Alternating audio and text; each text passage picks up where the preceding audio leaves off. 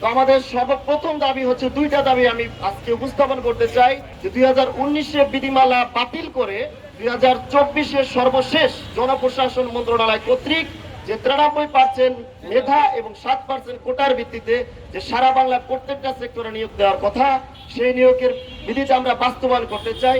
Primary ও গণশিক্ষা মন্ত্রণালয়ের কাছে আমাদের একটাই দাবি, সর্বশেষ প্রজ্ঞাপন 2024 অনুযায়ী 93% মেধার ভিত্তিতে যেন আমরা নিয়োগ পাই এবং এই নিয়োগ বাস্তবায়ন করতে হবে।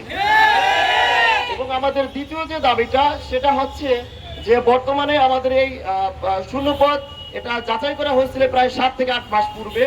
ইতিপূর্বে আপনারা জানেন যে ভুয়া মুক্তিযোদ্ধা কেন্দ্রিক অনেকগুলো প্রাইমারি সেক্টর খালি হয়েছে, যেখানে প্রাইমারি শিক্ষক পদ শূন্য পদ রয়েছে।